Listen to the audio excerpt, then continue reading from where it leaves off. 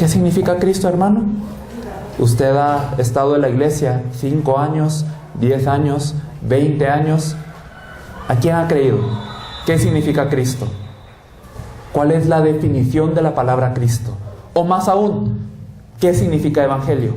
Tal vez algunos dirán, buenas nuevas. Sí, el evangelio significa buenas nuevas, pero ¿cuáles son las buenas nuevas? Cristo murió por nosotros. Verdaderamente, nosotros vemos que cuando las personas responden, hay una incertidumbre en su corazón. Vemos que cuando las personas responden a estas preguntas, hay una variación inmensa. La iglesia primitiva no tenía esa variación. La iglesia primitiva se movía con un solo mensaje.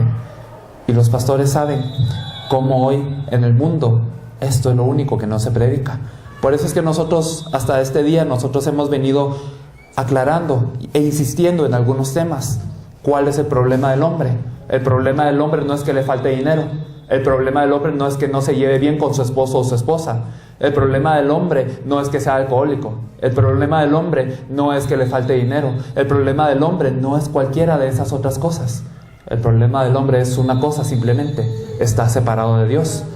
¿Y por qué está separado de Dios? Por el pecado. ¿Y cuál es el pecado? No estamos hablando de un pecado ético o moral, ya habíamos dicho. Estamos hablando del pecado de perder la palabra de Dios. ¿Y quién es la palabra de Dios? ¿Quién es el verbo de Dios? Cristo. El perder la palabra de Dios es igual a perder a Cristo. Y ese es el pecado. La Biblia nos dice, el Espíritu Santo nos viene a convencer de qué cosas: de pecado, de justicia y de juicio, ¿verdad? Pecado por cuanto no han creído. ¿En quién? En aquel que Dios ha enviado, en el Cristo. Esto es el pecado de la humanidad, el no haber creído en la palabra de Dios. Y como hemos pecado, ¿qué pasa? ¿Quiénes son los pecadores? Todo el que practica el pecado, ¿de quién es? Del diablo. Esto verdaderamente nos hace hijos del diablo. No hay un área gris en el mundo espiritual. No es que si quedemos alejados de Dios quedamos en un área neutra. No es eso. El diablo nos arrebata y estamos ahora dentro del reino de las tinieblas. La potestad del diablo, nos dice la Biblia. Por eso Juan 8:44 nos afirma. Jesús mismo afirma: vosotros sois de vuestro padre el diablo. ¿Y a quién se lo dijo? A los judíos. Aquellos que tanto amaban a Dios, aquellos que tanto querían obedecer la palabra de Dios, aquellos que se esmeraban en poder servir y entregar y devocionar toda su vida a Dios. Ahora Él les dice: hijos del diablo. ¿Por qué? Porque no es nuestro amor a Dios lo que nos salva. No es que nosotros seamos devotos a la Biblia lo que nos salva. No es una obediencia humana lo que nos salva. No es cualquiera de estos requisitos que los judíos pensaban que les salvaban lo que verdaderamente otorga la salvación. Nosotros sabemos esto. Y muchas personas dicen, incluso en la iglesia dicen: yo creo en Dios. Y bien, muchas personas creen en Dios. Los musulmanes creen en Dios, pero no por eso son salvos. La Biblia dice en Santiago 2 dice: ¿tú crees que Dios es uno? Bien haces. Los demonios también creen y tiemblan. Incluso los demonios saben y creen. Ellos, es más, no es una creencia que ellos tienen por no ver, sino ellos aseguran de que hay un Dios, pero tiemblan. ¿Por qué? Porque el creer en Dios simplemente no les salva. Muchas personas hoy creen: yo creo en Dios y por eso soy salvo. La Biblia nos dice de otra manera. Otros dicen: pues yo creo en un Cristo. Y bien, los judíos también creían en un Cristo. Los judíos también creían en un Mesías, pero eso no les salvaba, porque ellos hasta el día de hoy siguen esperando a un Mesías que según sus propias expectativas va a venir, pero no han aceptado a aquel que ha venido como el verdadero Mesías en la Biblia. No por creer en un Cristo es que ustedes son salvos. Algunos dicen: yo creo en Jesucristo. Y bien, ¿quiénes más creen en Jesucristo? Algunos de los que nosotros vemos aquí afuera también creen en Jesucristo. Pero, ¿de qué forma creen?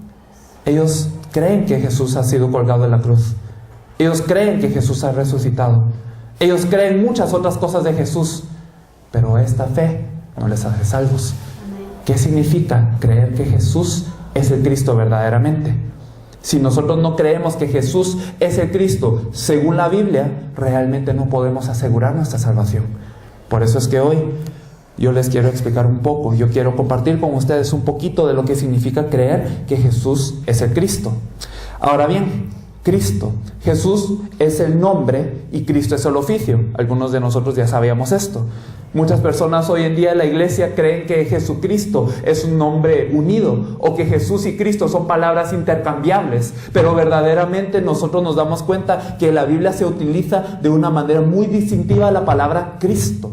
La palabra Cristo o Mesías son lo mismo y ambos significan ungido. Ungido. Bien, ¿qué significa ungido? Ungido significa, como ustedes saben, que se le pone aceite sobre la cabeza del individuo. ¿Y qué significaba esto? ¿Qué significaba que alguien fuese ungido? Cuando alguien era ungido significaba que Dios estaba apartando a esta persona, que esta persona era diferente al resto del pueblo, que había algo especial que Dios quería hacer con esta persona. Cuando hablamos de la unción, hoy últimamente se utiliza la unción para referirse a un poder del Espíritu Santo, pero si ustedes se fijan en el Antiguo Testamento vemos que la unción era una marca de Dios para con las personas diciendo yo te he apartado. Pero ¿saben qué? Solo 3 oficios podían ser ungidos. Solo 3 oficios: el rey, el sacerdote y el profeta. Solo estos 3 oficios eran ungidos. Y bien, ahora teniendo esto en cuenta, ¿por qué es que Dios en todo el Antiguo Testamento y en el Nuevo Testamento promete al Mesías, o en español, al ungido? ¿Por qué es que Dios promete que aquel que va a poder encargarse de todos los problemas de la humanidad va a ser el ungido? Dios cuando pone un nombre, o Dios cuando pone un oficio, no lo hace por mera casualidad. No es una coincidencia que el ungido o el Mesías tenga ese nombre.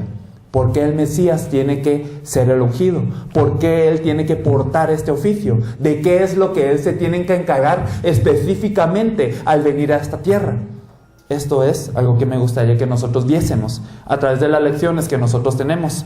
Si me acompañan a la lección número 10, a la página número 10, en la lección Jesús el verdadero Rey. Página número 10, Jesús el verdadero Rey. Vamos a empezar a explicar un poco por qué Jesús tiene que ser el verdadero Rey, el sacerdote y el profeta. ¿Qué significa que Él sea el Cristo? Porque muchas veces nuestras palabras son vacías. Yo creo en Cristo, yo creo en Jesús, pero verdaderamente, ¿qué significa esto según la Biblia? Nosotros debemos de saber esto para tener una fe correcta. Y solo al tener la fe correcta, nosotros podemos compartir la fe correcta. Nadie puede dar de lo que no tiene. Y si nosotros verdaderamente queremos salvar a nuestra región, si nosotros verdaderamente queremos salvar al mundo, debemos de ser más perspicaces, debemos de ser más alertas que nadie en qué significa esta palabra. Debemos de conocer a quién estamos compartiendo, ¿no? Por eso es que hoy me gustaría compartirles esto. Primera de Juan 3:8. Si me acompañan, por favor. Primera de Juan 3:8.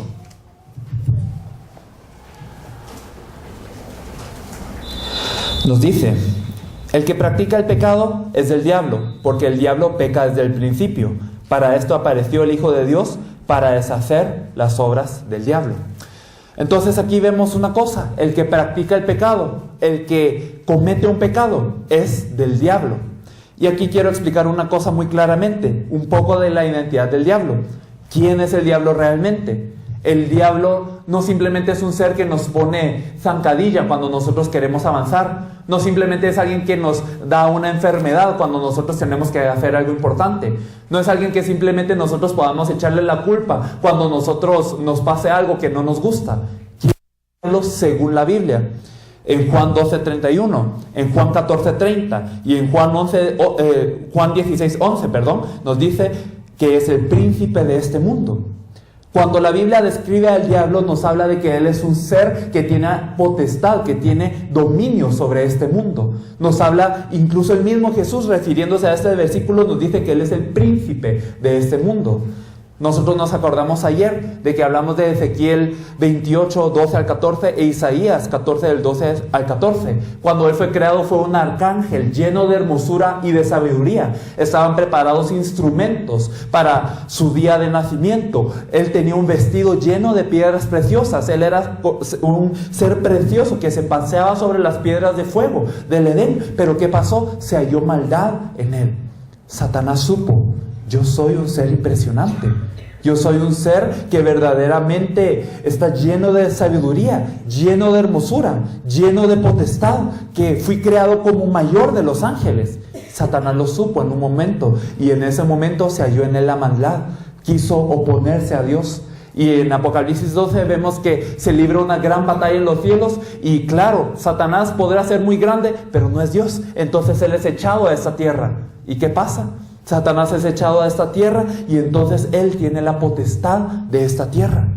Si nosotros vemos 2 Corintios 4:4, vemos el objetivo mayor de Satanás. Vemos verdaderamente lo que Satanás desea hacer sobre esta tierra. Y me gustaría que lo viésemos todos juntos.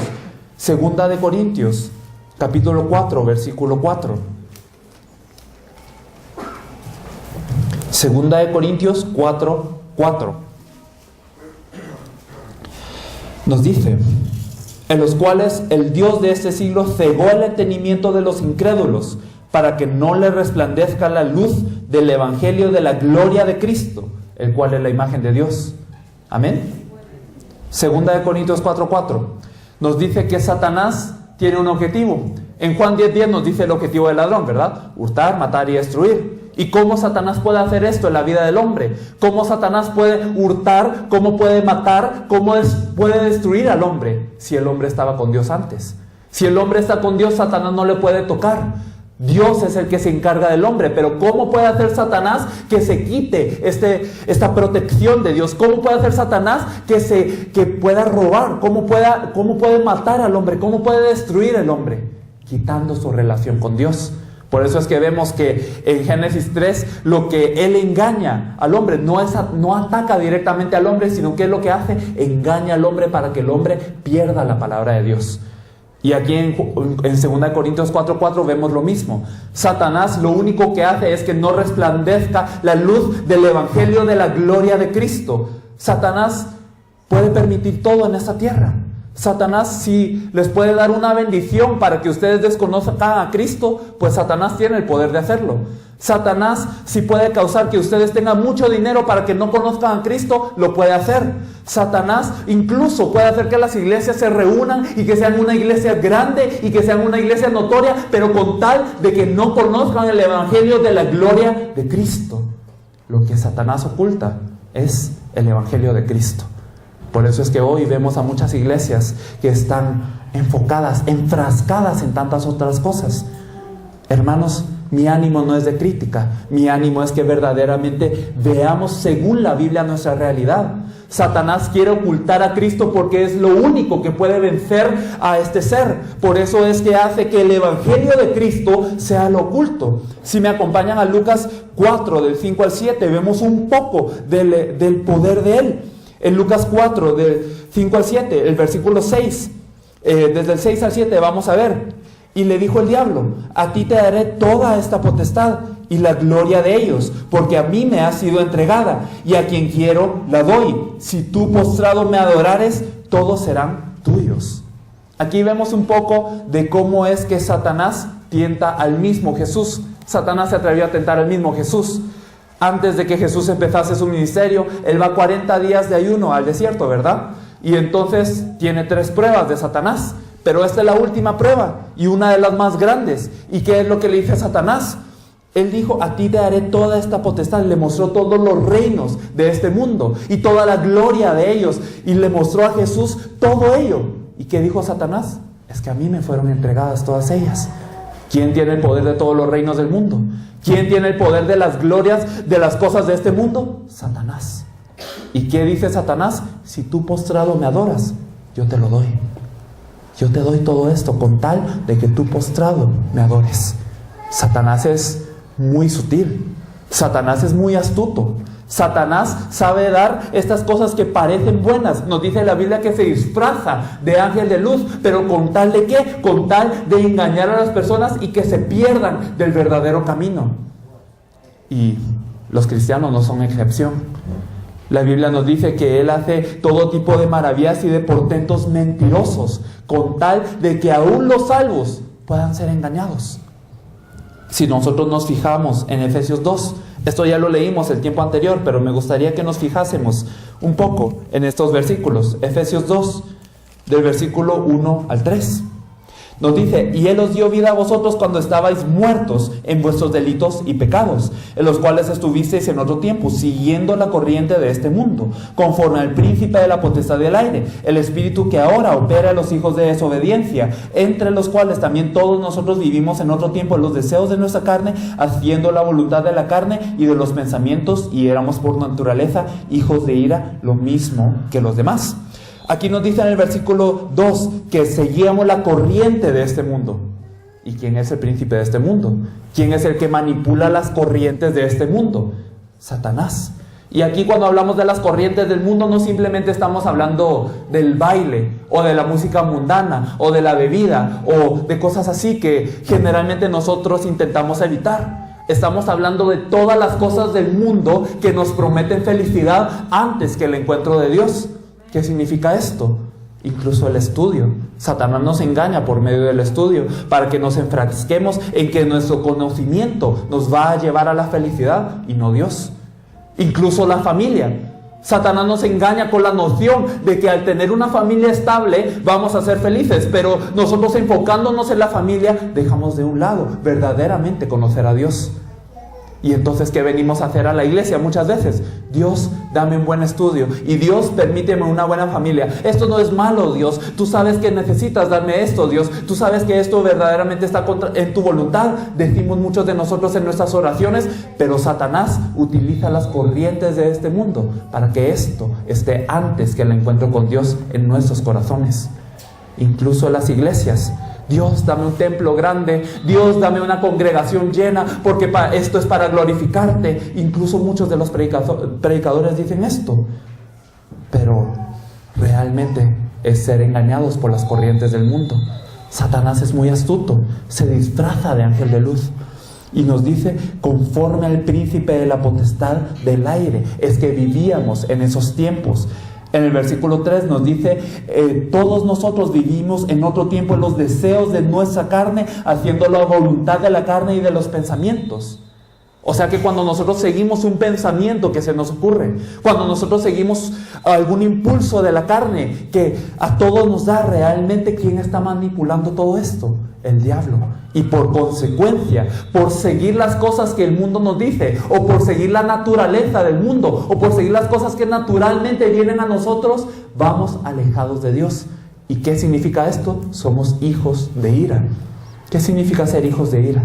Que Dios tiene que derramar su ira sobre nosotros, que la ira de Dios está sobre nosotros. ¿Por qué? Por seguir las corrientes del mundo. Y eso es inevitable, porque todos estábamos muertos en nuestros delitos y pecados. Satanás tiene así al mundo, lo tiene engañado completamente. Incluso a la iglesia de hoy en día la tiene engañada completamente para que busque otras cosas en vez de enfocarse en quien verdaderamente es importante, en el Cristo. Pero por eso es que el Antiguo Testamento nos dice, se necesitaba de un verdadero rey. ¿Por qué? ¿Qué hacían los reyes del Antiguo Testamento? ¿Cómo a través de los reyes del Antiguo Testamento nosotros podemos fijarnos en la venida del Mesías? Nosotros hemos repetido varias veces que todo el Antiguo Testamento habla de la venida de un Mesías, ¿verdad? Todo lo que ocurre en el Antiguo Testamento es sombra de un Mesías, es una señal del Mesías. Y a través de los ungidos también Dios nos está diciendo, necesita venir el Mesías. Y el primero de los oficios ungidos que vamos a hablar ahora es el rey. ¿Y qué hacían los reyes? ¿Cómo se habían levantado los reyes? ¿Por qué eran importantes los reyes? ¿Y qué significado tenían los reyes en el Antiguo Testamento?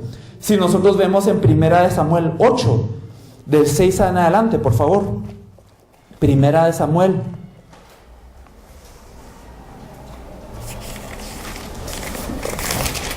8, del 6 en adelante. Yo se los voy a leer. Les quiero recordar que este es un tiempo después de los jueces. Dios, cuando el pueblo de Israel entró a la tierra prometida, entonces, ¿qué es lo que había acontecido? Claro, era una tierra muy abundante, pero habían tribus que eran tribus muy feroces que estaban atacando al pueblo de Israel. Y en ese tiempo Dios había levantado jueces para poder defender al pueblo. Pero llega un punto en el que el pueblo de Israel se da cuenta en que los jueces no son suficientes, en que los jueces también fallaban. Incluso el mayor de los jueces se quería hacer a él mismo un rey. Y entonces el pueblo de Israel se da cuenta, con los jueces no se puede. Y entonces se fijaban en los otros pueblos enemigos y decían, ellos tienen un rey. Este rey los está guiando a la batalla para que ellos puedan ganar. Nosotros también necesitamos un rey. ¿Y qué es lo que pasó? En ese tiempo estaba Samuel y el pueblo de Israel no reconocía que Jehová Dios era su rey. Y ellos querían un rey humano. ¿Y cómo es que esto acontecía? En el versículo 6, primera de Samuel 8:6. Pero no agradó a Samuel esta palabra que dijeron, danos un rey que nos juzgue. Y Samuel oró a Jehová. Y dijo Jehová a Samuel, oye la voz del pueblo en todo lo que te digan, porque no te han desechado a ti, sino a mí me han desechado, para que no reine sobre ellos, conforme a todas las obras que han hecho desde el día que los saqué de Egipto hasta hoy, dejándome a mí y sirviendo a dioses ajenos, así hacen también contigo. Ahora pues, oye su voz, mas protesta solemnemente contra ellos y muéstrales cómo les tratará el rey que reinará sobre ellos. Y refirió Samuel todas las palabras de Jehová al pueblo que le había pedido rey. Dijo pues, así hará el rey que reinará sobre vosotros, tomará a vuestros hijos y los pondrá en sus carros y en su gente de a caballo, para que corran delante de su carro, y nombrará para sí jefes de miles y jefes de 50, y los pondrá a sí mismo a que aren sus campos y sigan sus mieses, y a que hagan sus armas de guerra y los pertrechos de sus carros. Tomará también a vuestras hijas para que sean perfumadoras, cocineras y amasadoras. Asimismo tomará lo mejor de vuestras tierras, de vuestras viñas y de vuestros olivares, y los dará a sus siervos. Diezmará vuestro grano y vuestras viñas para dar a sus oficiales y a sus siervos. Tomará vuestros siervos y vuestras siervas y vuestros mejores jóvenes y vuestros asnos, y con ellos hará sus obras. Diezmará también vuestros rebaños y seréis sus siervos. Y clamaréis aquel día a causa de vuestro rey que os habréis elegido, mas Jehová no responderá en aquel día. Pero el pueblo no quiso oír la voz de Samuel y dijo, no, sino que habrá rey sobre nosotros, y nosotros seremos también como todas las naciones, y nuestro rey nos gobernará y saldrá delante de nosotros y hará nuestras guerras. Dios le estaba advirtiendo al pueblo de Israel, con un rey humano no van a poder, con un rey hombre, con una autoridad de hombre, verdaderamente ustedes van a fracasar. Ustedes van a ser oprimidos por aquel que ustedes eligieron como su autoridad, porque un hombre no puede vencer al verdadero contrincante, al verdadero enemigo de la humanidad. Pero ustedes no quisieron un rey humano, quisieron una autoridad humana sobre ustedes, en vez de querer a Dios sobre sus vidas. Pero de todas formas Dios permite que se levanten generaciones de reyes, y los que han estudiado la Biblia saben que se levantaron muchísimos reyes, y todos ellos fracasaron. Todos ellos, aunque incluso ellos podían obedecer hasta cierto punto a la palabra de Dios, ellos no podían derrotar al verdadero enemigo de la humanidad. Quizás sí podían derrotar a otras naciones, pero al verdadero enemigo que está oprimiendo a la humanidad, a Satanás, un hombre no le puede vencer. Incluso el rey David, el más grande de todos, el rey al que más se quiere parecer hoy el pueblo de Israel, o el pueblo de Dios, verdaderamente fracasó.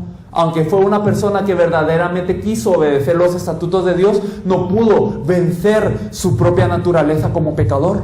Fue cómplice de un asesinato. También fue culpable de tomar la mujer de alguien más. Incluso en sus últimos días, en vez de confiar en Dios, quiso censar en vez de obedecer a la voz de Dios.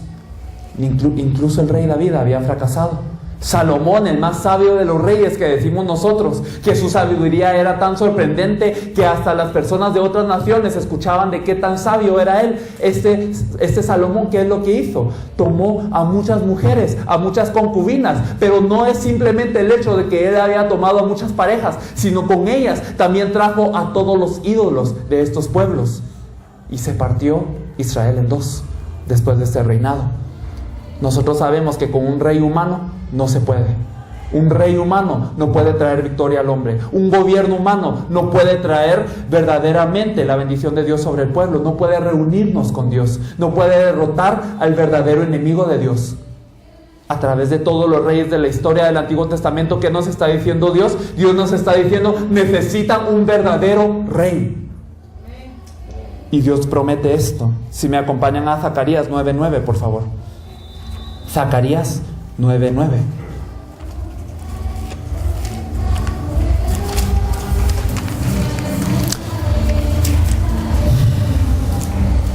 Zacarías 9:9, ¿lo tenemos ya?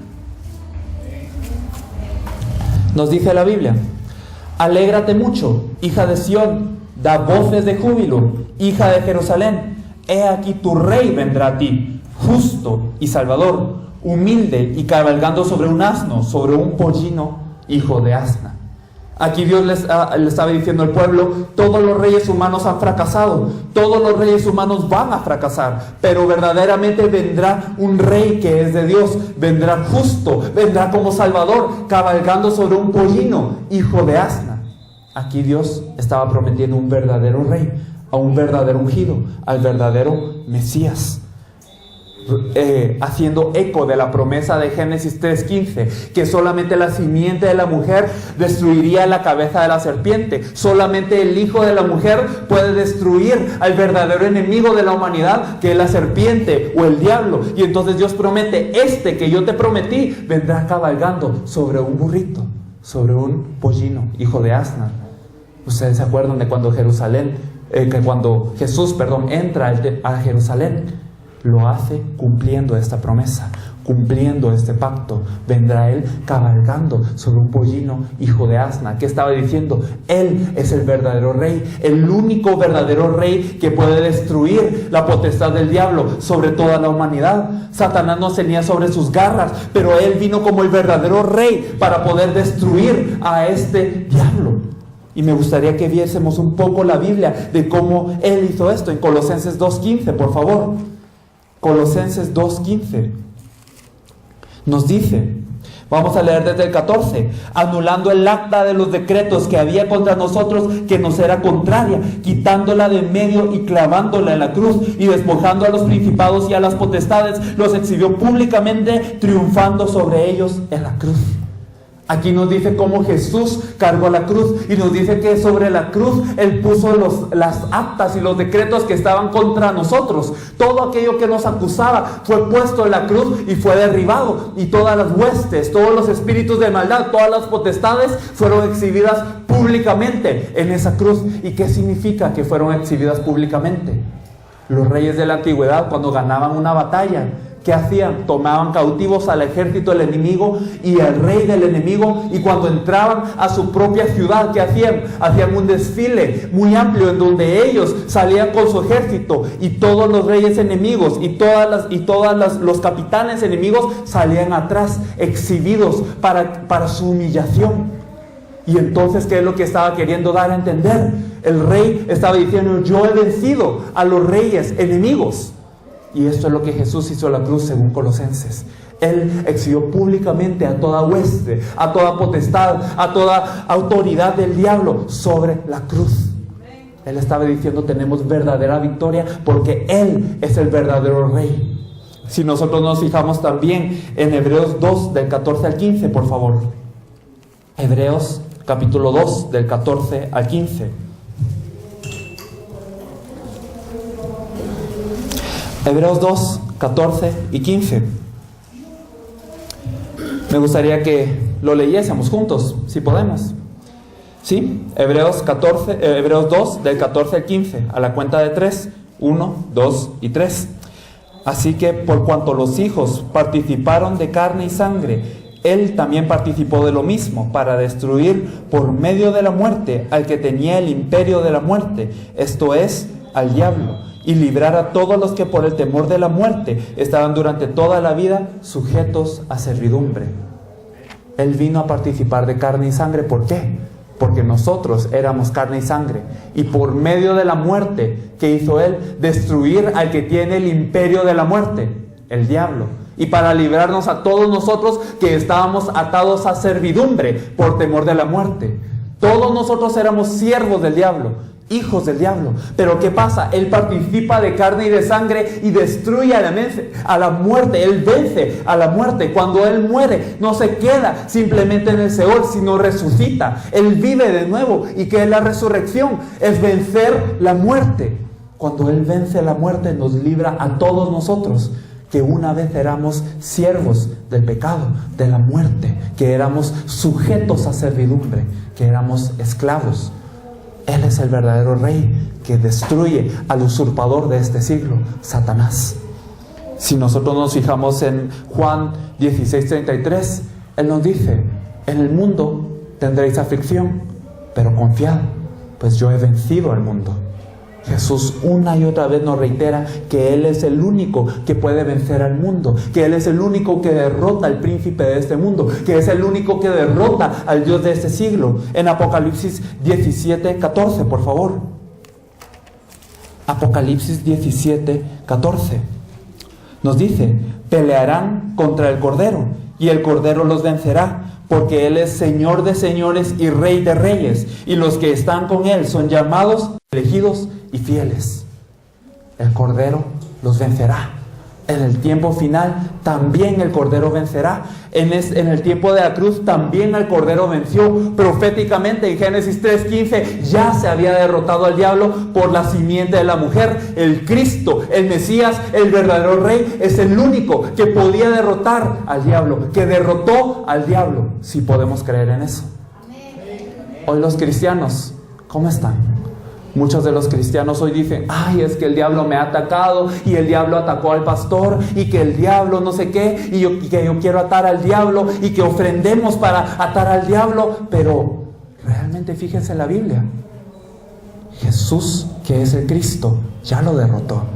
No es nuestra ofrenda, no es nuestra declaración de atar al diablo, no es nuestra intención de atar al diablo. Realmente es Jesús, el Cristo, quien ya le derrotó. Pero la humanidad hoy, incluso los cristianos hoy, estamos enseñando de una forma tan tergiversada, de una forma tan diferente a la Biblia, que realmente no nos damos cuenta en el nombre de quién nosotros estamos prevaleciendo.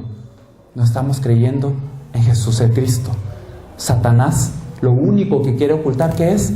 Que no nos resplandezca la luz del Evangelio de la gloria de Cristo. Por eso muchos cristianos hoy no conocen, incluso cuando dicen: tú eres el Rey de reyes y Señor de señores, no están confesando esto, no conocen esto. Aunque con la boca lo dicen, en su corazón no está esta fe. Por eso somos derrotados. ¿Qué es lo que prometió Jesús? Sobre esta roca edificaré mi iglesia, y las puertas del Hades, las puertas del infierno, no van a prevalecer contra ella. Pero hoy la iglesia, ¿cómo está? Siendo derrotada, siendo partida, siendo sumergida en argumentos, siendo sumergida en todo aquello que verdaderamente nos hace fracasar. ¿Por qué? Porque no estamos edificados sobre la roca de Jesús, el Cristo, el verdadero Rey, que ya le ha vencido. El verdadero Rey que ya le venció, ya nos trasladó del reino de las tinieblas al reino de su Hijo amado. Cuando Él terminó todo en la cruz, Él dijo: consumado es. Pero nos falta esta fe. ¿Y por qué? Porque no se nos ha enseñado. ¿Y por qué? Porque ni los pastores creen esto. Y por eso la iglesia hoy en día está así, siendo pisoteada por el enemigo. Así que Jesús, al ser el Mesías, al ser el Cristo, significa que Él es el verdadero Rey que derrota a Satanás. El problema que el hombre por sí solo no puede resolver. Vamos a ver entonces después la siguiente lección: verdadero sacerdote.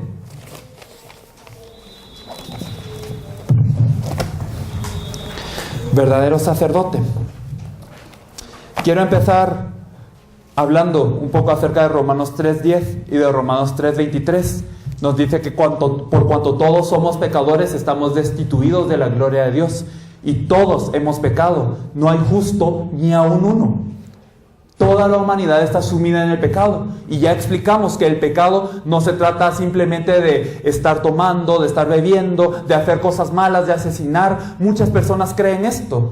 Cuando uno va a la calle y pregunta: ¿usted se ha encontrado con Dios? Estas personas dicen: yo soy una persona que no mato, que no hago cosas malas, que no hago daño a nadie. Y creen que ese es el estándar de estar con Dios, creen que ese es el criterio de estar con Dios. Pero la Biblia nos afirma que una persona buena, aunque sea muy buena, es verdaderamente pecadora.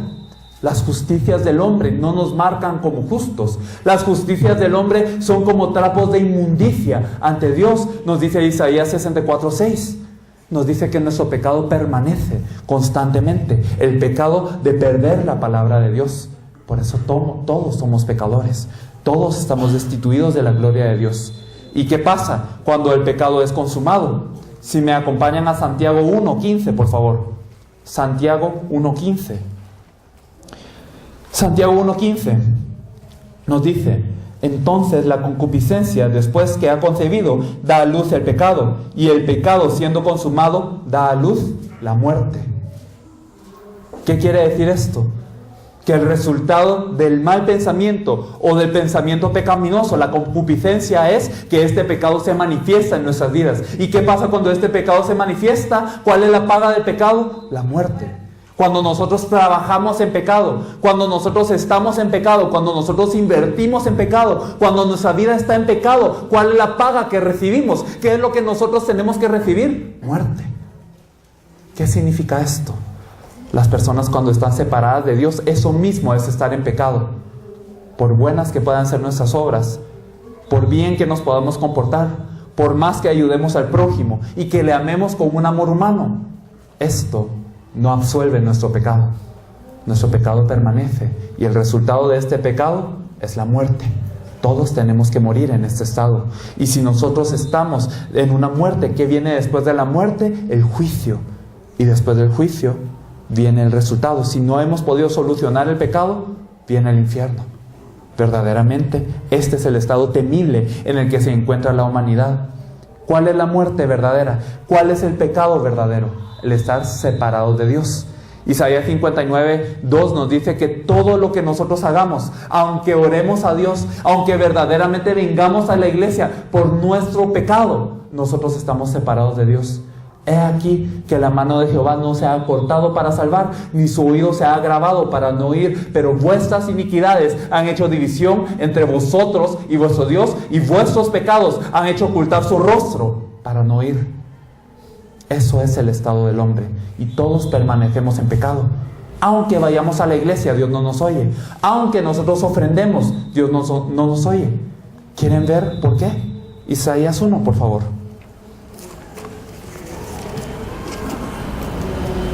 Isaías capítulo 1, versículos 13 en adelante. Isaías 1, del 13 al 15. No me traigas más vana ofrenda. El incienso me es abominación. Luna nueva y día de reposo. El convocar asambleas no lo puedo sufrir. Son iniquidad vuestras fiestas solemnes. Vuestras lunas nuevas y vuestras fiestas solemnes las tiene aborrecidas mi alma. Me son gravosas. Cansado estoy de soportarlas. Cuando extendáis vuestras manos, yo esconderé de vosotros mis ojos. Asimismo, cuando multipliquéis la oración, yo no oiré. Llenas están de sangre vuestras manos. El profeta Isaías estaba hablando con el pueblo que realmente quería comunicarse con Dios. Estaba hablando con un pueblo que realmente estaba obedeciendo al pie de la letra lo que Dios le había dicho a través del Antiguo Testamento. Tráiganme sacrificios por su pecado, reúnanse, tienen que guardar estas fiestas. Y los israelitas lo hacían todo esto. De la misma manera que hoy en la iglesia. Ustedes se tienen que reunir a la iglesia. No tienen que faltar ni un domingo. Tienen que traer su ofrenda y su diezmo. Tienen que orar. Y todos los cristianos hacen esto. Pero bien, Dios dice: ¿quién demanda esto de vuestras manos? Ya no me traigan más vana ofrenda. Mi alma ya no puede tolerar vuestras asambleas y vuestras convocatorias. Llenas de sangre están sus manos. Y cuando ustedes extiendan sus manos para que extender oración, yo no les voy a oír. ¿Por qué? ¿Qué está queriendo decir Dios con esto? Es que no es ni la liturgia, no es la oración, no es el convocar, no es el pertenecer a una religión lo que nos hace salvos, lo que nos absuelve del pecado. No es esto lo que nos permite comunicarnos con Dios. Dios, sabiendo que nosotros no podemos hacer nada para resolver nuestro pecado, aunque nos limpiemos con lejía, con hisopo, nos dice Jeremías 2:22, permanece en nuestro pecado. Dios sabe que nosotros no podemos resolver el pecado por nuestra propia cuenta. Por eso, ¿qué es lo que Dios establece? Dios establece una ley en la antigüedad para poder resolver el pecado. La paga del pecado es muerte. Por eso es que Dios, para cumplir su ley, Él dice: algo tiene que morir en lugar de ustedes para que su pecado les sea quitado. Por eso Levítico 17:11, que nos dice que la vida de la carne y la sangre está, y que sin derramamiento de sangre no se hace remisión. Dios, al dar esta ley, estaba dando el fundamento de toda la orden sacerdotal que iba a acompañar al pueblo de Israel. ¿Qué significa esto? Que los sacerdotes, el otro oficio ungido del que vamos a hablar, fueron levantados, ¿por qué? Principalmente para resolver el pecado del pueblo. Y ustedes saben la multitud de los sacrificios que se hacían en la antigüedad para resolver el pecado del pueblo. Cuando las personas pecaban, ellos tenían que traer ya sea o un carnero, o tenían que traer a un ave, o tenían que traer a un becerro para que fuera sacrificado por el pecado de ellos.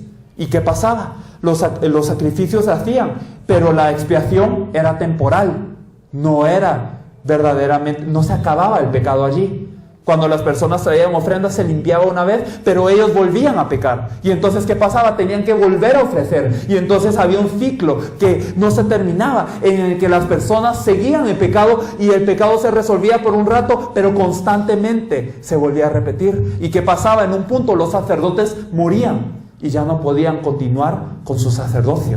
Y se levantaban muchos sacerdotes y no se acababa el pecado del pueblo. Y también, ¿qué pasaba? Entonces los sacerdotes daban su cargo a otras personas. ¿Y qué pasaba? En un momento los sacerdotes incluso se corrompieron. No muy diferente a la iglesia de hoy. Dios estaba queriendo decir a través del orden sacerdotal también que con un sacerdote humano no se puede.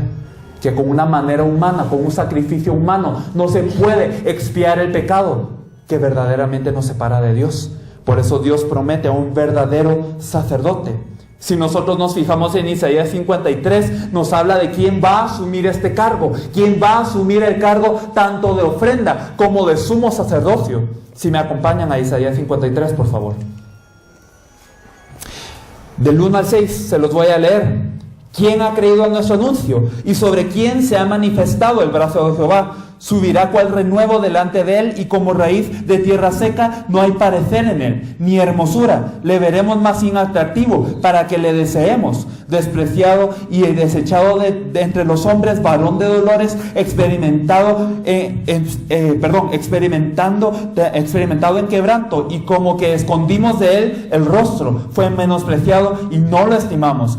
Ciertamente llevó él nuestras enfermedades y sufrió nuestros dolores, y nosotros le tuvimos por azotado, por herido de Dios y abatido. Mas él herido fue por nuestras rebeliones, molido por nuestros pecados. El castigo de nuestra paz fue sobre él, y por su llaga fuimos nosotros curados. Todos nosotros nos descarriamos como ovejas, cada cual se apartó por su camino, mas Jehová cargó en él el pecado de todos nosotros.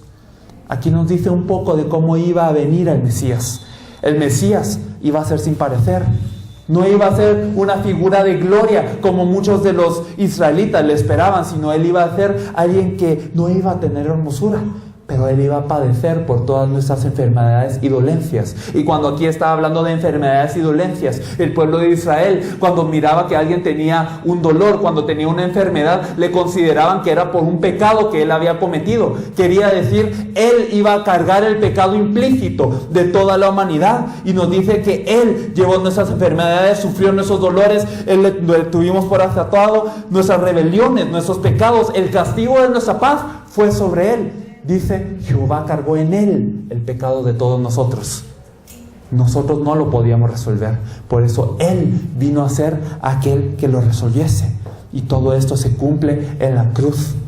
Se cumple en la cruz cuando él derramó toda su sangre, toda su agua. Verdaderamente cuando él vino y fue traspasado, y cuando él fue dado como una ofrenda, se cumple esta palabra.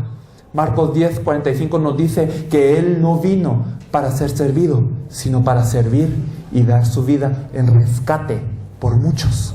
Se cumple esta palabra, y se cumple de una manera perfecta. Si me acompañan a Hebreos 9, por favor. Hebreos 9, del 12 al 14, se los voy a leer. Y no por sangre de machos cabríos, ni de becerros, sino por su propia sangre, entró una vez para siempre en el lugar santísimo, habiendo obtenido eterna redención. Porque si la sangre de los toros y de los machos cabríos y las cenizas de la becerra, rociadas a los inmundos, santifican para la purificación de la carne, cuanto más la sangre de Cristo, el cual mediante el Espíritu Eterno se ofreció a sí mismo sin mancha a Dios, limpiará vuestras conciencias de obras muertas para que sirváis al Dios vivo. Aquí nos habla de un sacrificio perfecto. Nos habla de un sacrificio que no se tiene que repetir como en la antigüedad. Nos habla de un sacrificio que no era como el de los machos cabríos ni de becerros, sino era un sacrificio justo. Era un sacrificio de alguien que no conoció pecado. Dios, al que no conoció pecado, le hizo pecado por nosotros. Verdaderamente Él cargó todo el pecado de la humanidad para que fuera expiado completamente, de una vez, eternamente. Jesús no tiene necesidad de volver a subir a la cruz. Su sacrificio fue perfecto. Él se encargó de ser el sumo sacerdote que limpió el pecado de toda la humanidad, pasado, presente y futuro. Pero uno le pregunta a un cristiano, ¿usted es salvo? Ay, no sé. Le pregunta a otro cristiano, ¿usted es salvo? Ay, es que últimamente me he portado muy mal. ¿Usted es salvo? Ay, es que mire, yo tengo que hacer buenas obras y no he vivido piadosamente y por eso no sé. Las personas no conocen que Jesús es el Cristo hoy en día. Muchas personas incluso se fían de una salvación diferente a esta. Muchas personas dicen, porque yo me he portado bien, porque yo he acudido a la ley, porque yo no he faltado ni una vez, o porque yo he diezmado grandemente, yo soy salvo. Pero aquí nos dice que el único que nos puede dar la salvación, el único que puede resolver el pecado es Jesús como el Cristo, el verdadero sacerdote, que ha derramado toda su sangre para que nosotros podamos ser limpios. Y si Él derramó toda su sangre, si Él sufrió por esto, si Él fue traspasado por esto, si Él verdaderamente cargó una cruz de dolor por esto, nosotros no podemos tomar este sacrificio en vano. Nosotros no podemos echar de menos este sacrificio. ¿Pero qué se hace en la iglesia hoy? No, ya la gente sabe de Cristo. Ya la gente sabe de que Él murió. Ya la gente sabe que Él cargó de la cruz. Mejor hablemos de liderazgo. Mejor hablemos de los 7 pasos para ser un buen líder. O mejor hablemos de que ellos tienen que diezmar para que les venga una bendición de Dios. O mejor hablemos para que ellos tienen que venir a diezmar a la iglesia para que Dios les dé una sanidad o un milagro. Sin tomar en cuenta que todo esto ya lo pagó Él. Y no predicando esta verdad. Iglesia, verdaderamente esta es la única verdad que salva. Y los antiguos decían, si Él es el verdadero sacerdote, si verdaderamente Él ha expiado todo el pecado, entonces ¿por qué Él no cumplió la ley? Porque Él no vino de la tribu de Leví, en donde todos los sacerdotes tenían que venir. ¿Por qué Él tuvo que ser? Porque Él no es de la tribu de Leví, le llaman sacerdote, porque solo los sacerdotes podían venir de la tribu de Leví. Pero esto era un sacerdocio humano. Esto era una orden humana. Jesús, el Cristo, aunque viniese de la tribu de Judá, Él venía a suscribirse a un sacerdocio mayor que todo esto. Si nosotros nos fijamos un poco en Hebreos 5:6, por favor, se los voy a leer. Hebreos 5:6, como también dice en otro lugar, tú eres sacerdote para siempre, según el orden de Melquisedec. ¿Y quién era Melquisedec? ¿Se acuerdan del padre Abraham, verdad? Abraham, cuando él libró las guerras y cuando él trajo muchos despojos de los reyes, entonces él se encontró con este Melquisedec, que antes en la Biblia no se menciona. Y entonces, ¿qué es lo que viene? Y le da el diezmo a este Melquisedec, ¿verdad? ¿Y a quién se le da los diezmos? Al sacerdote. Y ese Melquisedec, ¿qué es lo que hace? Le da pan y vino. ¿Y de qué nos habla el pan y el vino? Incluso en Génesis nos estaba hablando del Cristo, que tenía que venir a morir, que tenía que derramar su sangre, y que si no comemos de esta carne y que si no bebemos de esta sangre, entonces no tenemos ninguna relación con Dios.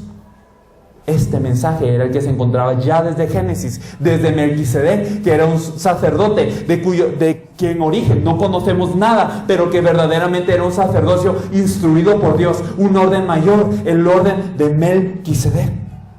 Y entonces Él fue un sacerdote eterno. Y nos convenía tal sacerdote que no muere y por eso no acaba su oficio de sacerdocio, sino que aún ahora se encuentra al lado del trono intercediendo por nosotros, como deben de hacer los sacerdotes. Ya no hay necesidad de un sacerdocio humano, un sacerdocio fallido, un sacerdocio que puede fallar. Ya no hay necesidad de esto, porque el verdadero sacerdote ya se encuentra a la diestra del Padre. Jesús, el ungido, el Cristo, el verdadero rey que derrotó a Satanás, y el verdadero sacerdote que expía el pecado de todo el mundo. Si nos fijamos en Hebreos 10:14, por favor, nos dice en Hebreos 10:14, porque con una sola ofrenda hizo perfectos para siempre a los santificados. una sola ofrenda dio Él e hizo perfectos para siempre a los santificados. El pecado de toda la humanidad que cree en Él fue quitado de una vez y para siempre, y somos hechos perfectos por la sangre de Él, porque a Él no le faltó nada en la cruz. Consumado es. Por eso en Romanos 8:2 nos dice que antes nosotros estábamos bajo una ley del pecado y de la muerte. Ustedes cuando nacieron no eligieron bajo qué ley estar. Ustedes no eligieron ser bolivianos, pero ustedes están bajo la ley boliviana, sin quererlo. Pero ¿qué pasa? Nosotros también al nacer estábamos bajo una ley que nosotros no queríamos, una ley del pecado y de la muerte. El resultado del pecado es la muerte, pero nos dice en Romanos 8:2 que ahora estamos en una ley diferente. Él nos ha pasado a una ley diferente, la ley del Espíritu de vida, que es en Cristo Jesús. Esto es lo que significa que Jesús sea el Cristo. Y por último, vamos a ver un poco de Jesús, que es el verdadero profeta, el otro oficio ungido. Jesús, el verdadero profeta. Y nosotros tenemos que también tener algo muy claro: ¿qué es lo que hacía un profeta en la antigüedad? Nosotros hemos visto ahora qué hacían los reyes. Los reyes derrotaban al enemigo. Para esto vino el Hijo del Hombre, para deshacer todas las obras del diablo. Él es el único que pudo vencer al verdadero enemigo. Vemos que los sacerdotes, ellos se encargaban de sacrificar para resolver el pecado del pueblo, pero no se podía resolver de una manera perfecta, de una forma humana. Por eso es que se necesitaba del verdadero sacerdote para poder expiar todo el pecado del hombre. Ahora vemos qué es lo que tenía que hacer un profeta, el último oficio ungido. Si me acompañan a Deuteronomio 5, por favor. Deuteronomio 5. Vemos el surgimiento del primer profeta. Deuteronomio 5, versículo 22 en adelante. Se los voy a leer. Estas palabras habló Jehová a toda vuestra congregación en el monte, de en medio del fuego, de la nube de la oscuridad, a gran voz, y no añadió más. Y las escribió en 2 tablas de piedra, las cuales me dio a mí. Y aconteció que cuando vosotros oísteis la voz de en medio de las tinieblas y visteis al monte que ardía en fuego, vinisteis a mí, todos los príncipes de vuestras tribus y vuestros ancianos, y dijisteis: he aquí Jehová nuestro Dios nos ha mostrado su gloria y su grandeza, y hemos oído su voz de en medio del fuego. Hoy hemos visto que Jehová habla al hombre, y éste aún vive. Ahora pues, ¿por qué vamos a morir? Porque ese gran fuego nos consumirá. Si oyéremos otra vez la voz de Jehová nuestro Dios, moriremos. Porque ¿qué es el hombre para que oiga la voz del Dios viviente, que habla de en medio del fuego, como nosotros la oímos, y aún viva? Acércate tú y oye todas las cosas que dijeron Jehová vuestro Dios, y tú nos dirás todo lo que Jehová nuestro Dios te dijere, y nosotros oiremos y haremos. Y oyó Jehová la voz de vuestras palabras cuando me hablabais. Y me dijo Jehová: he oído la voz de las palabras de este pueblo que ellos te han hablado. Bien está todo lo que han dicho. Entonces aquí vemos la fundación, o digamos el surgimiento del primer profeta. El pueblo de Dios se iba a encontrar con Dios en el monte, pero ellos miraban una oscuridad, tinieblas, relámpago, fuego, y ellos temían. Una vez ya habían escuchado la voz de Dios, pero no pudieron aguantar el peso de esta santidad de Dios. ¿Por qué? Porque ellos eran pecadores también. Y entonces, como ellos eran pecadores, ellos, si se encontraban con Dios, iban a morir. Y ellos sentían que se iban a morir. Por eso dijeron: si oímos la voz de Dios otra vez, entonces vamos a morir. ¿Y qué le dijeron a Moisés? Moisés, sube tú y todo lo que te diga Dios, entonces tú nos dices a nosotros y nosotros lo haremos. Así es como si nosotros nos hubiésemos encontrado con Dios. Y Dios escuchó todo esto y dijo: bien, que así se haga. El primer profeta fue Moisés. ¿Por qué? Porque él era el único que podía fungir como intermediario entre Dios y el pueblo de Dios.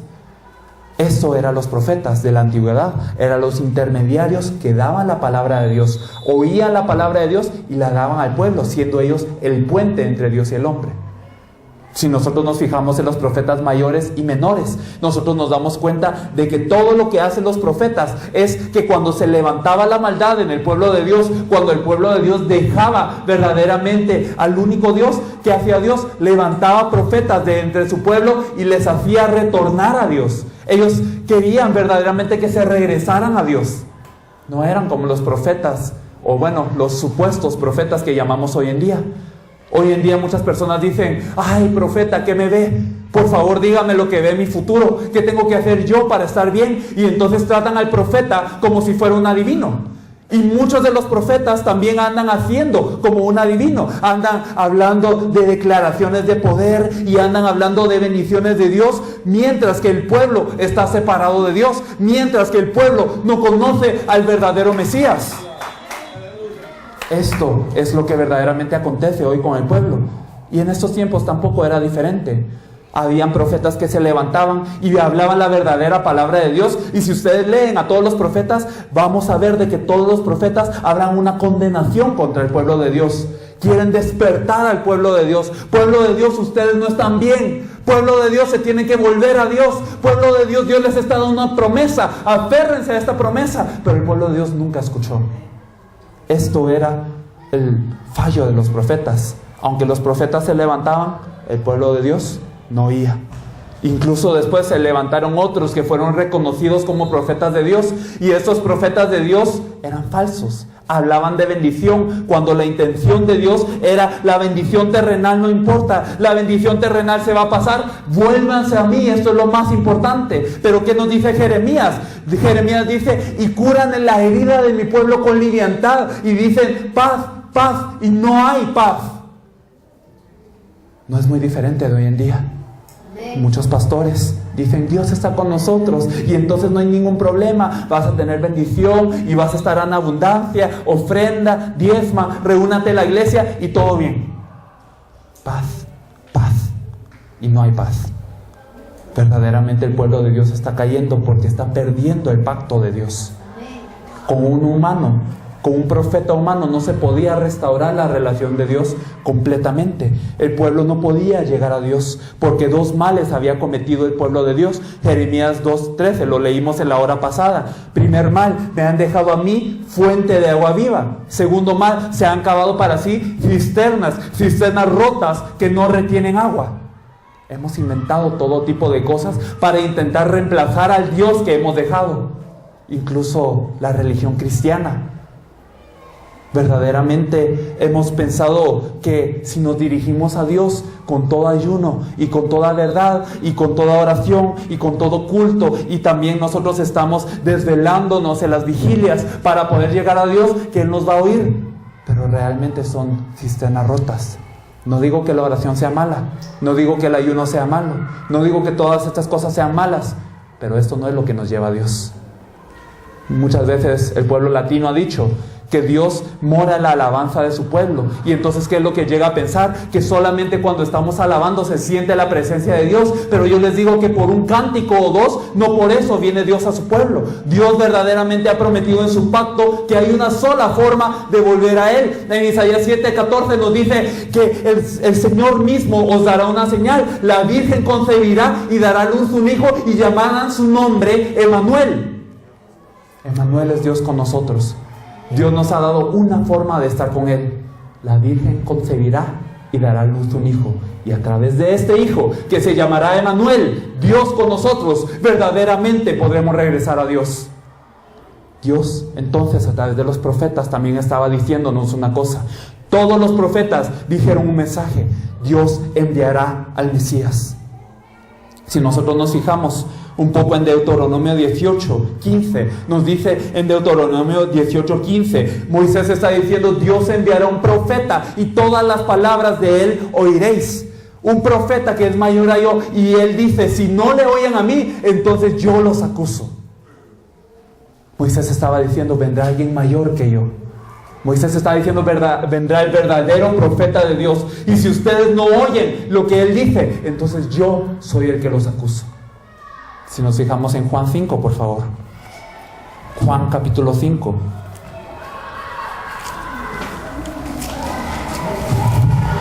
Juan capítulo 5, versículo 39 al 40. Escudriñad las Escrituras, porque a vosotros os parece que en ellas tenéis la vida eterna, y ellas son las que dan testimonio de mí, y no queréis venir a mí para que tengáis vida. Versículo 45. No penséis que yo voy a acusaros delante del Padre. Hay quien os acusa, Moisés, en quien tenéis vuestra esperanza. Porque si creyeseis a Moisés, me creeríais a mí, porque de mí escribió Él. Jesús estaba diciendo algo muy importante. Yo soy ese profeta de quien escribió Moisés. Yo soy el verdadero profeta que los puede reunir con Dios. Yo soy el único que los puede reunir con Dios. Si nosotros nos fijamos en 1 de Pedro 3:18, nos dice: porque también Cristo padeció una sola vez por los pecados, el justo por los injustos, para llevarnos a Dios, siendo a la verdad muerto en la carne, pero vivificado en espíritu. Él nos llevó a Dios a través de su cruz. Nos dice que el justo murió por los injustos. La religión nos enseña que nos tenemos que esforzar para llegar a Dios, que tenemos que esforzarnos para tener un número de buenas obras o un número de cualidades para llegar a Dios. Pero esto no es lo que nos enseña la Biblia. La Biblia nos enseña el Evangelio, y el Evangelio nos dice que Dios es quien primero nos viene a buscar. No es que nosotros busquemos a Dios, no es que lo podamos hallar. El hombre no puede hallar a Dios por su cuenta. Por eso Jesús tiene que venir para llevarnos a Dios, para trasladarnos a Dios. A través de la cruz y la resurrección, Jesús se encargó de ser el verdadero profeta de Dios. Si nosotros nos fijamos un poco en Mateo 27, 50 al 53, Marcos 15, 37 al 39 y Lucas 23, 44 al 46, no se preocupen, esto está en sus copias. Si nos fijamos un poco en estos versículos, vemos un mismo evento. Vemos que aquí se partió el velo del templo. Y nosotros vemos un poco más exactamente en Hebreos 10, de los versículos 19 al 20, qué significa que se haya partido el velo del templo. Me gustaría que lo leyésemos. Hebreos 10.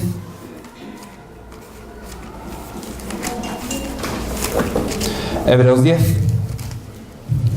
De los versículos 19 al 20. Se los voy a leer. Hebreos 10, 19 y 20. Así que, hermanos, teniendo libertad para entrar en el lugar santísimo por la sangre de Jesucristo, por el camino nuevo y vivo que Él nos abrió a través del velo, esto es, de su carne. Bien, aquí vemos que una explicación que quizás pueda parecer complicada, pero nos dice que tenemos camino nuevo y vivo al Padre por medio del velo, que es la carne de Jesús. ¿Cómo era esto? En la antigüedad teníamos el tabernáculo, y dentro del tabernáculo, el lugar más remoto, el lugar más interno, era el lugar santísimo o el lugar santo de santos. Y en este lugar santísimo estaba el arca del pacto, en donde se manifestaba la presencia de Dios.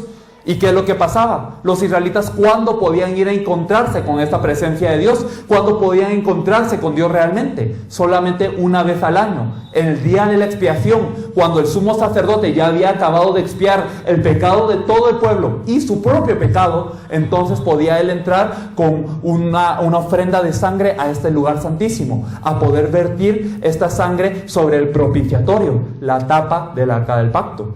¿Qué significaba esto? Él, el sumo sacerdote, como representante de todo el pueblo, tenía que venir a tomar cuentas con Dios y a ofrecer el sacrificio, frente a Dios. Y entonces, ¿qué es lo que pasaba? Aquí en ese año se determinaba verdaderamente si el pueblo de Dios iba a estar con Dios, si iba a ser próspero durante un año más, o si verdaderamente estaba en falta con Dios. El sumo sacerdote tenía que haber expiado todo su propio pecado, y como representante del pueblo, también todo el pecado del pueblo. Porque si se hallaba un pecado del pueblo o de él que no se había expiado, entonces el sumo sacerdote entraba en la presencia de Dios y moría. ¿Por qué? Porque Dios es santo y no puede estar con el pecador. El pecador no puede estar con Dios, que es santo. Entonces muere.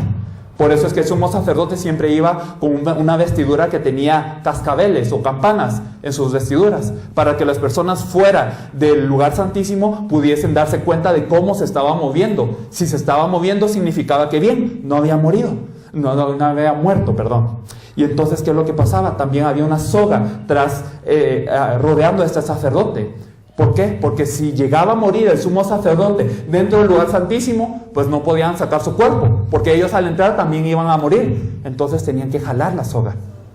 Entonces, todo esto, ¿para qué lo explico? El Antiguo Testamento era un tiempo muy diferente al Nuevo Testamento, porque el encontrarse con Dios, aunque era un gran honor, aunque era algo muy bueno, aunque era un gran privilegio, también era un lugar en donde uno podía morir.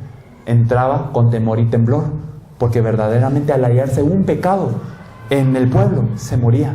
Por eso el sacerdote sumo de ese año siempre tenía miedo al entrar a este lugar santísimo. Pero aquí nos dice qué ocurrió en la cruz de Jesús.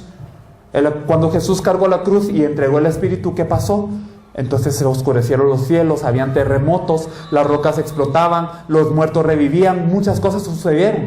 Pero algo muy importante aquí es que el velo se partió de arriba para abajo. El velo que dividía el lugar santo del Santísimo, una cortina muy gruesa, se partió de una manera muy sobrenatural, se podría decir.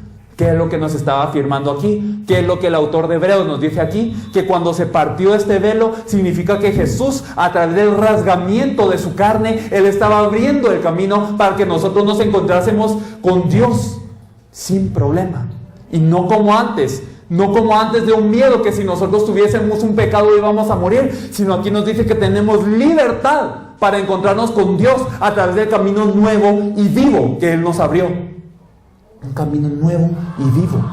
No era un camino que había antes, pero Jesús, como el Cristo, el verdadero sacerdote, vino a abrirnos este camino para que tuviésemos libertad de encontrarnos con Dios. En algunas versiones de esta Biblia nos dice que tenemos valentía ahora, o que tenemos osadía para entrar al lugar santo de Dios. Porque ahora ya no estamos con miedo. Ya no entramos a la presencia de Dios con miedo. ¿Por qué? Porque Jesús, como el Cristo, rasgó su cuerpo, partió su cuerpo, despedazó su cuerpo sobre la cruz para que nosotros pudiésemos tener libre acceso al Padre. Por eso Juan 14:6, ¿qué nos dice? Yo soy el camino, yo soy la verdad, yo soy la vida, y nadie viene al Padre sino por mí. Si no hemos creído que Jesús es el Cristo, no podemos estar con el Padre. Y esto no lo digo yo, lo dice la Biblia. Si no creemos que Jesús es el verdadero profeta, que es el único que nos lleva a Dios, no podemos, no estamos con el Padre. Lamentablemente muchas iglesias hoy, muchos creyentes hoy dicen: yo por la oración puedo estar con el Padre. Yo por mi buen corazón puedo estar con el Padre.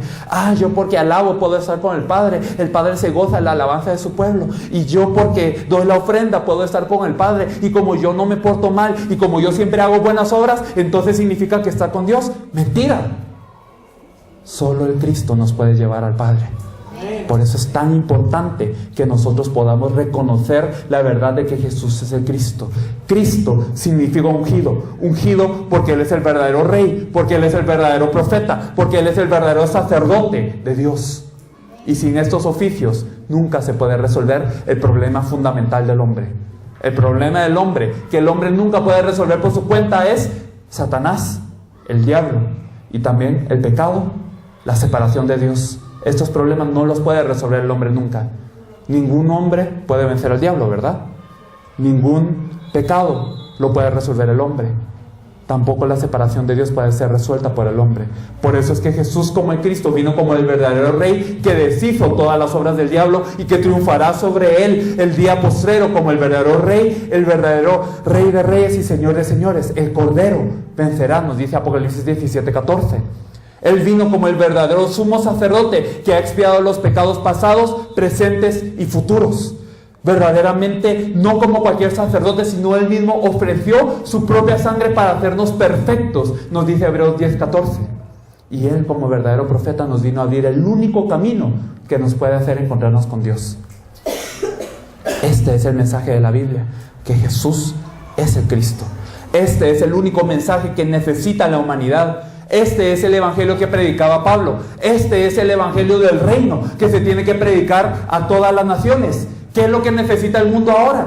¿Qué es lo que necesitan las personas que están apartadas de Dios? Necesitan conocer que hay un problema y que hay una solución. La iglesia tiene este deber hoy. La iglesia tiene el deber de poder compartir este mensaje, pero no lo está haciendo.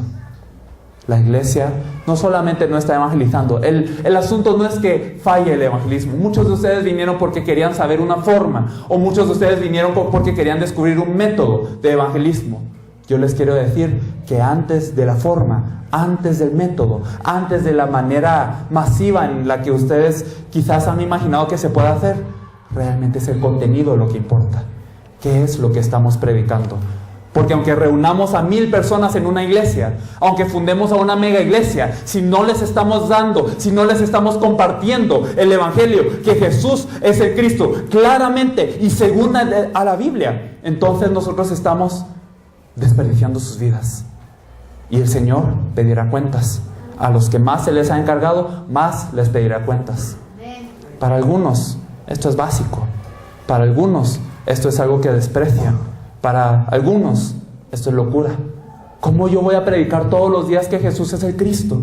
¿Cómo yo voy a predicar todos los días que Jesús es el verdadero Salvador, el Mesías, que Él verdaderamente es el Rey, el Sacerdote y el Profeta? ¿Acaso la gente no se me va a aburrir? ¿Acaso la gente no se me va a ir? ¿Acaso la gente no prefiere que se les hable de bendición y de unción y de que ellos tienen que ofrendar y que van a estar bien con Dios? Muchas personas tienen como objetivo reunir a una iglesia grande. Sin embargo, el Señor nunca nos mandó a eso. El Señor nunca les mandó a llenar una congregación. El Señor nos dijo que compartamos este evangelio, porque esto es lo único que puede dar vida a las personas. Aunque tengamos a 10 personas, si predicamos el mensaje correcto, estamos haciendo la obra de Dios. Y aunque tengamos a 10,000 personas, o si tenemos a 800,000 personas, como alguna iglesia en Corea, las iglesias en Corea tienen muchas personas, pero realmente, ¿qué se les está predicando? ¿Qué mensaje les está dando usted? ¿Qué mensaje es el de la Biblia? Si nosotros somos siervos de Dios, si nosotros obedecemos a la palabra de Dios, nuestro estándar, nuestro criterio no puede ser diferente al de esta Biblia. El criterio de la Biblia es una cosa. Juan 20:31, por favor. Juan capítulo 20, versículo 31. Nos dice: pero estas se han escrito para que creáis que Jesús es el Cristo, el Hijo de Dios, y para que creyendo tengáis vida en su nombre. Para esto fue escrita la Biblia, para que ustedes crean, para que yo crea, para que todo el mundo crea que Jesús es el Cristo, el Hijo de Dios, y para que creyendo tengamos vida en su nombre. Solamente nacemos de nuevo cuando creemos que Jesús es el Cristo. Solamente podemos estar con Dios cuando nosotros lo encontramos a través del camino único que ha abierto Jesús, el verdadero profeta. Nuestro pecado se resuelve solamente cuando Jesús, el sumo sacerdote, se ha encargado de esto en la cruz. Nuestro dominio de Satanás, es decir, cuando Satanás nos domina, solo podemos ser liberados cuando Jesús, el verdadero Rey, viene a nuestras vidas como el Cristo. Así que este es el mensaje de la Biblia. Este es el mensaje que cumple la evangelización mundial. Este es el mensaje que se ha perdido hoy. Al principio lo dijimos, ¿verdad? Satanás entenebrece el conocimiento de las personas para que no le resplandezca la luz del evangelio de la gloria de Cristo. Nosotros venimos aquí a la conferencia no para dar un mensaje bonito, no para simplemente entretener a algunas personas, no para compartir un método más, no para animarlos a que ustedes crezcan un poco en su iglesia y ya. Nosotros venimos para cumplir la evangelización mundial. Y sabemos que hay algunas personas que también Dios ha preparado para que verdaderamente su corazón sea avivado por este único mensaje de la Biblia, y que sean restaurados por este mensaje. Y si son restaurados, si Dios verdaderamente les permite esta gracia, sabemos que Dios los va a utilizar para hacer la evangelización mundial en nuestros días, y que pronto veremos la venida del Señor. Me gustaría orar por ustedes. Señor, te agradecemos en este momento porque has permitido que nosotros entendamos el verdadero mensaje de la Biblia, que Jesús es el Cristo. Señor, no queremos conocer a Jesús el Cristo como un simple nombre. No lo queremos conocer simplemente superficialmente, Señor, sino queremos conocer verdaderamente la profundidad, la longitud, la anchura, la altura del amor que es en Cristo Jesús, Señor. Aunque nosotros conozcamos a Cristo todos los días, Señor, nunca acabaremos de conocerlo, Señor. Señor, hoy nos has dado la gracia de compartir acerca de Jesús el Cristo en sus 3 oficios, como verdadero Rey que vence a Satanás, como verdadero sacerdote que expía el pecado, y como verdadero profeta que nos reúne con Dios, Señor. Este es el único mensaje que necesita la gente, Señor. Señor, dale entendimiento, dale sabiduría, dale revelación a todas las almas que estamos aquí, Señor, para que nos sea revelado profundamente la necesidad de este evangelio sobre todo el mundo, Señor, y que verdaderamente todos nuestros días podamos predicar solamente este mensaje que las personas necesitan, Señor, porque el mundo se está perdiendo, pero tú eres paciente para con nosotros, para que nos arrepentamos y que todos podamos estar salvos, Señor, por medio de este único mensaje del reino, que Jesús es el Cristo, Señor. Te damos toda la gloria, toda la honra, Señor. Te agradecemos en el nombre de nuestro Señor Jesús, quien es el Cristo, oramos. Amén. Amén. Pastor Ángel, ¿tenemos algún anuncio?